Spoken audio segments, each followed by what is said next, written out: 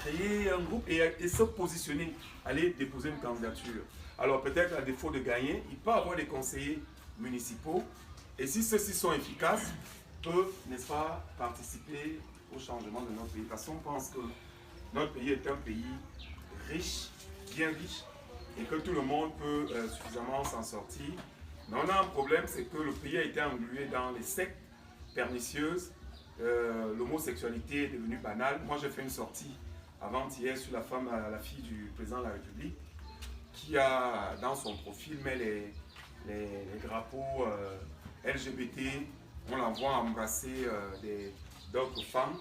Et ça, je pense que des trucs comme ça, la jeunesse que nous sommes, nous devons nous soulever pour le bien de nos enfants. Je vois des jeunes petites filles un peu partout là. C'est pas ce que nous on veut leur donner. Donc voilà, le parti lutte sur tous ces champs. Et comme je ne vais pas vous prendre la journée, je ne vais pas transformer votre joli 2-0 en débat, en meeting politique. J'avais donné au président 10 chantiers sur lesquels on veut travailler. Et l'idée était un peu de venir vous discuter, avoir un débat constructif sur la base de ces 10 chantiers. Et si vous permettez, je peux très rapidement les lire, c'est-à-dire les projets qu'on a pour le pays. Alors on a 10 chantiers. Le premier chantier, c'est nous voulons organiser le grand pardon national parce que aucun Camerounais, autant que nous sommes assis là, ne peut prétendre n'avoir fait du mal à ce pays, d'une manière ou d'une autre, à tous les niveaux. Je pense que nous tous, on a à un moment donné fait du tort à ce pays, que ce soit ici au niveau local ou pour nous autres qui étions hors du Cameroun.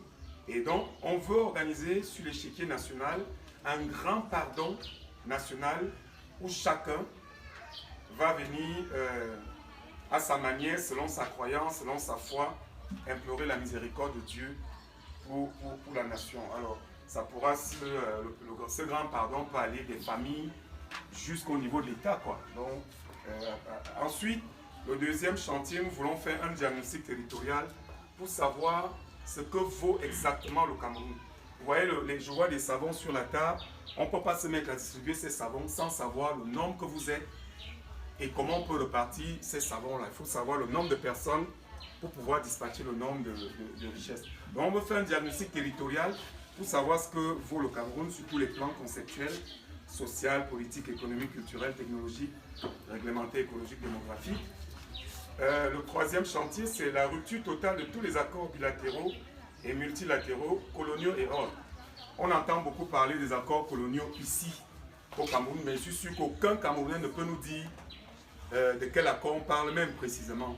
Alors on nous dit que certains ont été abrogés, lesquels sont encore actifs. Ce que nous on constate, c'est que le pays continue à subir des injustices sociales, alors même qu'on nous dit qu'on est un pays très riche. Donc nous on veut savoir, on veut rompre avec tous ces accords. Donc pour être plus clair, on rompt avec tous ces accords et on renouvelle les accords dans l'optique gagnant-gagnant.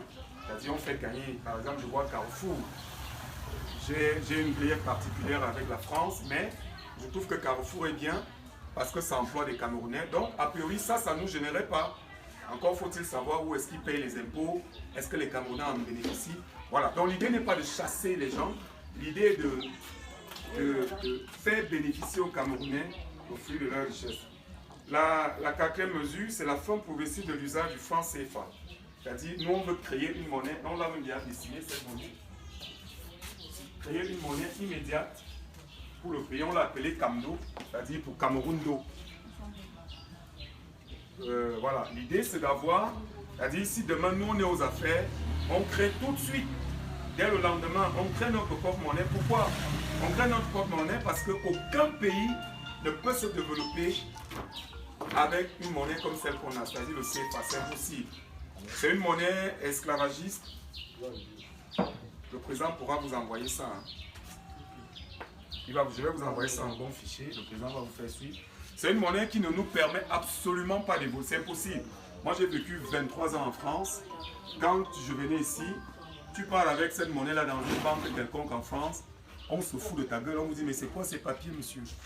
Ce n'est pas une monnaie qui nous permet d'évoluer parce que c'est une monnaie qui ne permet pas de jouer les jeux de ce qu'on appelle les instruments de la politique monétaire. C'est quoi? Pour faire vite, et quand on a, avec ce biais Camdo, avec ce biais Camdo, si par exemple on se rend compte que c'est fort à l'Est, je dis n'importe quoi, que l'économie est un peu lente à l'Est, on peut décider de dévaluer le Camdo.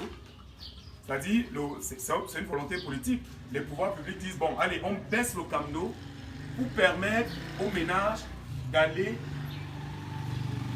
acheter, etc., etc.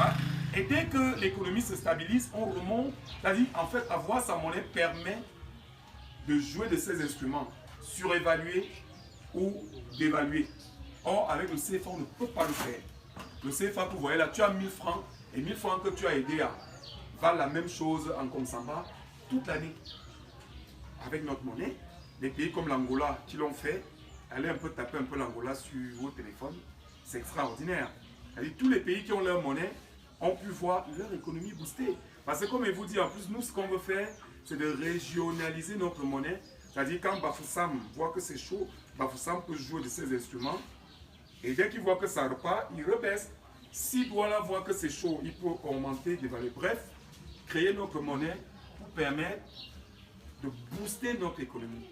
À ce propos, j'ai fait envoyer au nouveau président sénégalais, qui était un peu dérangé par la question de la monnaie, puisqu'eux aussi veulent sortir du franc CFA. Mais on ne peut pas sortir du franc CFA tout de suite. On risque de créer des crises financières. Or, on peut créer cette monnaie qu'on adosse très rapidement au CFA et commencer à l'utiliser. Bon.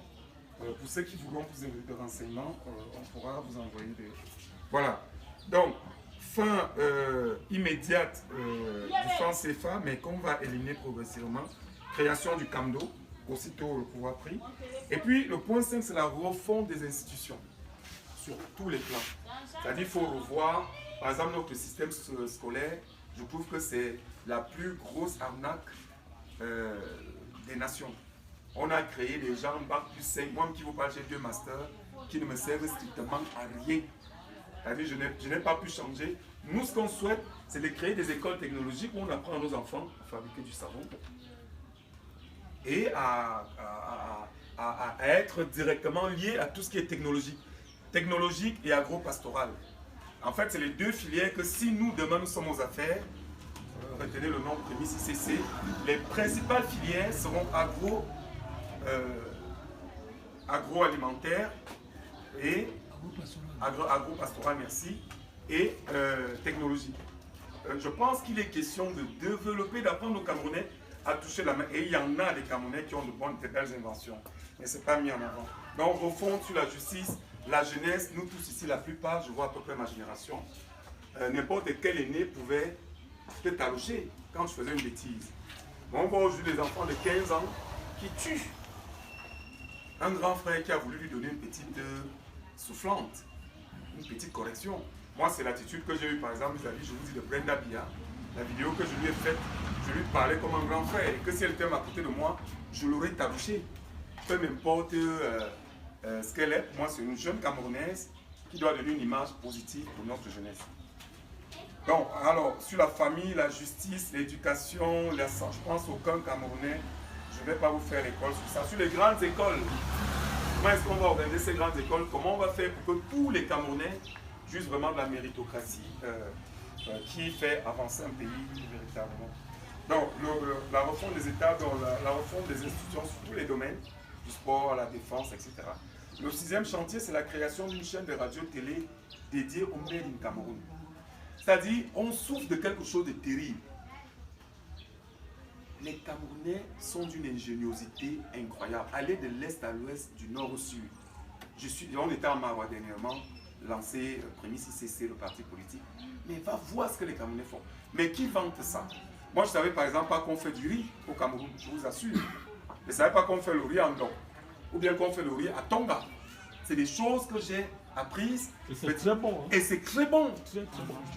Et personne ne connaît, puisqu'on ne connaît que les riz thaïlandais. En fait, il n'y a pas de chaîne qui vante nos mérites. C'est-à-dire, un Camerounais crée par exemple un savon comme ça. Les seuls savons qu'on voit à la télé, c'est les savons importés. Alors que les Camerounais fabriquent des savons. Donc la chaîne d'État là aura pour rôle 24 sur 24 de vanter le Made in Cameroun sur le plan social, politique, économique. À côté de cette chaîne, nous créons, peut-être sur 20 km, je ne sais pas sur quoi, ce qu'on a appelé une cité d'État de l'innovation camerounaise africaine. C'est-à-dire, ça sera un laboratoire méga gigantesque, un peu comme la Silicon Valley aux États-Unis, voilà, qui permet à nos jeunes créateurs d'avoir un cadre bien fonctionnel, bien structuré, avec les machines nécessaires pour accompagner leur innovation et leurs inventions. Sachez que j'avais fait un tour au Qatar une fois. Un Camerounais a inventé le logiciel qui évite que les grues. À l'époque, les gros chantiers avaient des soucis. À chaque fois, ça s'appelle Kezou, monsieur Kezou. Les gros chantiers avaient un souci, c'est qu'à chaque fois, les grues se cognaient. Donc, il y avait tout le temps des accidents. Et il a mis au point un système au monde qui empêche les accidents des grues. Et c'est vilipendé. Beaucoup de Camerounais ne le savent pas. Alors que si on avait une télévision d'État qui 24 sur 24 vante la maman à côté qui fait les beignets qu'on peut aider à industrialiser, c'est-à-dire on lui apprend à emballer, on lui apprend on fait une chaîne qui permet que ces beignets-là arrivent, que tous les Camerounais en jouissent. Par exemple, les mangues, on est en période de mangue. Ce qui se passe, c'est que les mangues arrivent d'un coup. Et donc souvent, ça pourrit d'un coup. Alors que si on met en place une société nationale de confiserie, c'est-à-dire des compotes, qui permet que tous nos fruits qui arrivent d'un coup, au lieu qu'elles se gâtent comme ça, ben, on crée une chaîne, une grosse boîte. Vous voyez, par exemple, c'est des choses comme ça qui pourront être dans cette cité de l'innovation et de l'innovation camerounaise africaine. Voilà. Après, le 7e chantier, c'est nous voulons créer un ministère de la diaspora et de la jeunesse. Les histoires du ministère de la jeunesse et des sports, je ne connais même pas. Je ne sais pas si on a des éléments pour savoir ce que ça apporte aux jeunes. Par contre, je pense qu'un jeune qui a été à la diaspora, ailleurs, au Nigeria, au Gabon, en Centrafrique, aux États-Unis, en France, n'importe où, aura plus de visibilité, de connaissances qu'un gars qui n'est resté qu'à Yaoundé. On est d'accord? Quelqu'un qui connaît l'Est, l'Ouest et le Nord, de pas celui qui ne connaît que le centre. Ça va de soi, non? Donc c'est la même chose. Ça veut dire qu'au niveau de l'inventivité, les gars qui viennent d'ailleurs ont toujours un plus par rapport à ceux qui sont restés sur place. Donc nous pensons qu'on doit mettre en place un système, un gros système, pas parrainage comme eux ils parrainent les jeunes ici, mais un gros système de parrainage qui permet que les gens qui sont allés à la diaspora, qui ont vu des choses là-bas, ramènent ça ici et apportent ça à la collectivité des jeunes directement. Donc je pense que c'est un ministère qui aura beaucoup plus d'impact que ce qu'on propose à nos jeunes aujourd'hui, parce qu'il y a beaucoup de gens de la diaspora qui ont beaucoup à donner. Personnellement, moi j'ai un centre de formation en France, et ce centre de formation, je viens ici, je venais, parce que maintenant je suis installé, former les cadres du ministère de la Jeunesse, à Buea, à Yaoundé, un peu partout. Je le faisais gratuitement. Et c'était un plaisir de le faire. Donc les gars de la diaspora ont beaucoup à donner, et je pense qu'un ministère de la Jeunesse et de la diaspora, qui est lié à cette cité d'État de l'innovation, pourront vraiment faire pousser notre jeunesse. Le point 8, officialisation des langues locales au programme scolaire. Je ne comprends pas pourquoi, c'est bien beau de parler le français, il est beau, etc. Mais nous aussi, on a nos langues. Moi, j'aimerais qu'on me parle, par exemple, Bafang, je dis n'importe quoi à l'école. Qu'on me parle Ewondo, qu'on me parle Douala, qu'on me parle Aoussa, Fulbe. Nos langues, je souhaite qu'elles soient parlées et qu'elles deviennent aussi des options avec des coefficients. Je vois parfois, tu es en allemand, coefficient 4. Je suis désolé, c'est pas ce que ça nous apporte, nous. Alors qu'un gars, coefficient 4 en Douala, why not? Pourquoi pas, quoi? Donc voilà, c'est un peu ça, officialiser les langues. Après, sur le choix de ces langues, je pense qu'il y a un procédé ici. Ça va peut-être passer par vote ou référendum. On choisit peut-être, là où on ne veut pas imposer, 5 langues qui seront en option dès la 6e. Voilà. Après, le point 9, la politique d'industrialisation tous azimuts. Alors, j'ai vu, sous réserve que ce soit vrai ou faux, que le président de la République a signé un accord sur l'exploitation de notre fer pendant 50 ans. En fait, on répète les mêmes bêtises qu'on a faites. Alors, en parallèle, pour sa défense, apparemment, il aura abrogé certains accords coloniaux. Je ne vois pas l'effet sur les Camerounais. Là, par exemple, en 2009, paraît-il, 50 ans d'exploitation de fer qui partent du Cameroun pour ailleurs. Pourquoi ne pas imposer les localisations de ces histoires-là ici? Le Cameroun, vous tous, je n'ose même pas demander vos niveaux. Je connais la capacité, les capacités intellectuelles des Camerounais. Mettre en place des usines, localiser des usines, tu veux mon fait, il n'y a pas de problème. J'accepte que 30% montent en Chine, mais les 70%, si tu veux les exploiter, c'est ici. Tu crées une usine, tu crées du travail au Cameroun. C'est aussi simple que ça. Alors, l'indépendance énergétique, ici, ils sont venus nous mettre en tête qu'on devait juste s'appuyer sur l'hydroélectrique. Alors que le Cameroun, le climat permet qu'on ait le solaire. Moi-même, chez moi, pour ceux qui connaissent ma maison, j'ai une centrale solaire. Depuis 3 ans que je vis au Cameroun, je ne sais pas ce qu'on appelle les néo. Je ne connais pas. C'est-à-dire mon solaire me fait tout. Frigo, tout est branché au solaire. Donc, on a le solaire, on a l'éolienne, on a l'hydroélectrique, on a la marée motrice. La marée motrice, c'est les vagues. Et le Cameroun est entouré des eaux. On a l'eau partout. C'est une source d'énergie. On a la biomasse. La biomasse, c'est la terre. C'est-à-dire la chaleur de la terre produit de l'électricité. Et on a le soleil ici au Cameroun, 300, peut-être 50 jours par mois.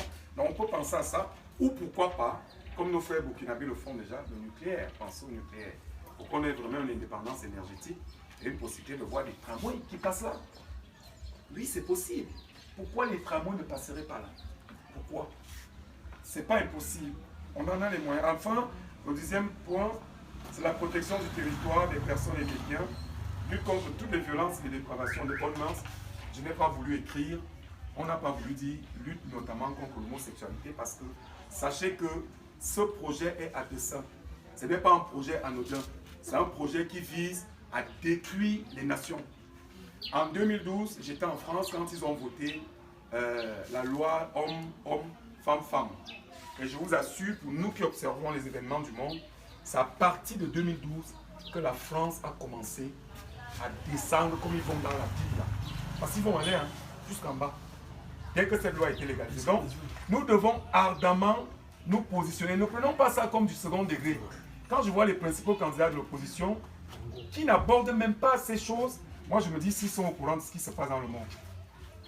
Poutine a inscrit dans la loi que le mariage constitutionnel, c'est vrai que le Cameroun interdit l'homosexualité, mais ce n'est pas constitutionnel. Donc ça veut dire qu'un autre député peut venir demain, il abroge la loi facilement. Nous devons inscrire qu'au Cameroun, le mariage, c'est un homme et une femme, ou des femmes si elles sont d'accord. C'est ça nos racines et nous devons les inscrire dans un projet politique qui concerne toute la nation. Donc voilà les 10 chantiers qu'on a très brièvement. Si l'objet c'est aussi que vous posiez peut-être des questions d'approfondissement pour savoir comment est-ce que donc vous avez la parole et je vous remercie de m'avoir écouté. Merci.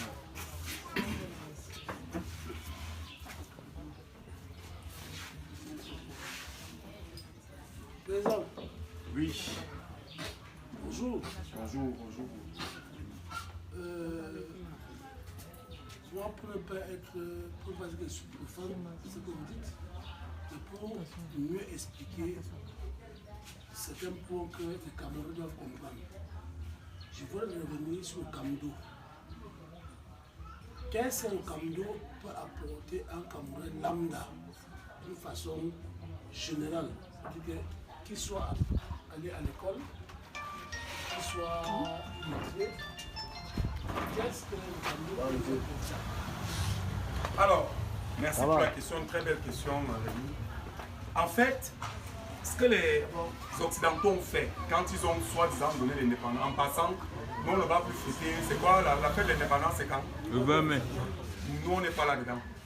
Pour nous, ce n'est pas une fête d'indépendance. Ce qu'ils ont fait, c'est de nous laisser cette clé de voûte qu'on appelle, là-bas ils avaient une rivière qu'on appelait le Rubicon. Le Rubicon était que dès que tu traverses ça, pour traverser ça, c'était impossible. Donc le franc CFA, c'est justement de ça. Une monnaie, par exemple comme le Camdo,